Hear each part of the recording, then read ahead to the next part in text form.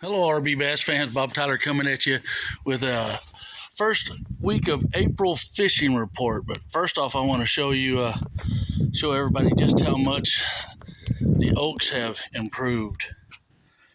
I don't know if you can see that, but the water clarity is about 2 feet. If you guys can recall, it wasn't a month and a half ago that my posts here were all high and dry.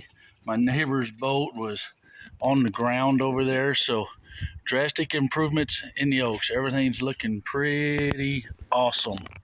But anyway, if any of you guys follow me on Facebook, you guys know that I just had a 100 fish weekend with my buddy Chris Perez and Greg Bunting, and I just wanted to share my experience this weekend and what we caught them on. First off, day one, it was all about the A-rig. It's all I could catch them on.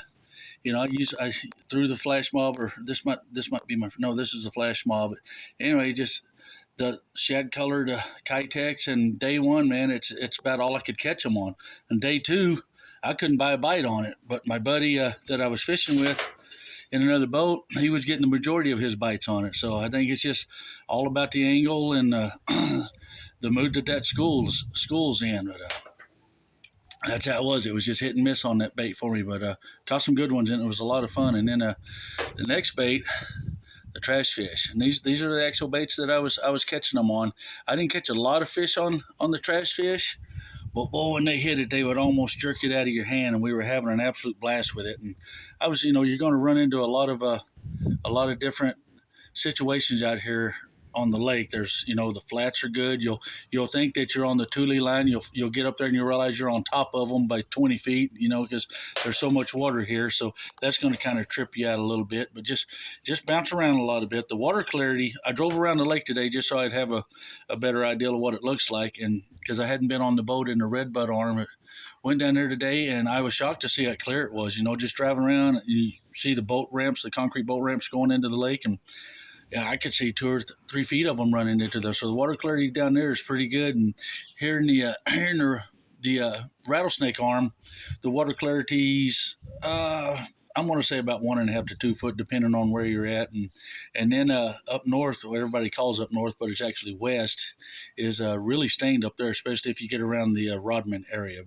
And my water temperatures, they were high 40s, low 50s, but we had one really cold night since I was out, so I'm imagining it stayed the same, but we've had a beautiful warm day today, so I'm going to guess it's probably about the same. But anyway, some of the other baits that I caught them on,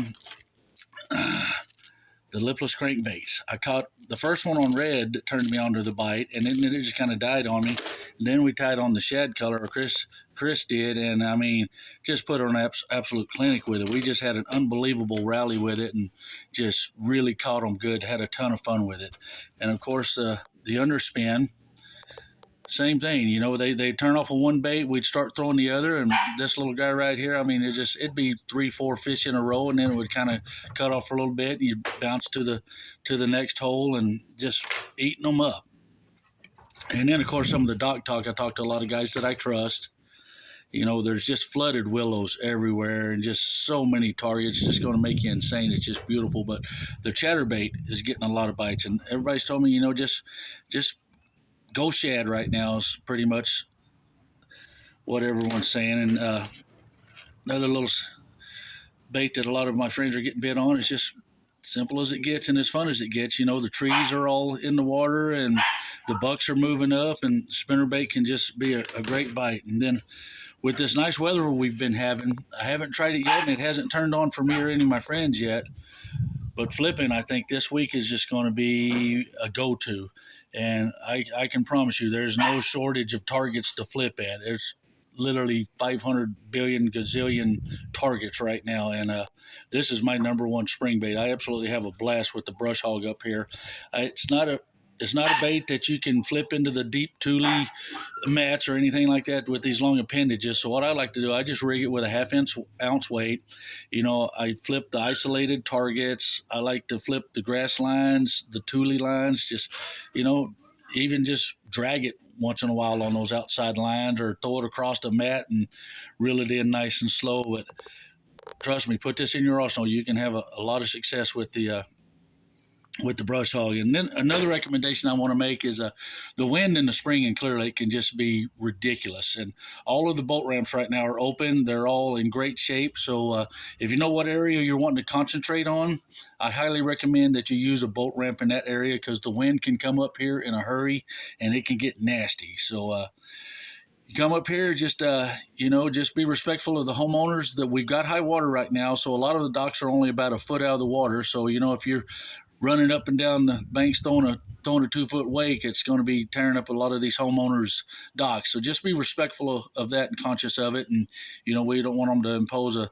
5-mile-an-hour zones like they did a couple years ago. So just be conscious of that and treat people the way you want to be treated. And hopefully this information will help everybody out. And good luck to everybody out there with the upcoming tournaments and so forth. And peace out.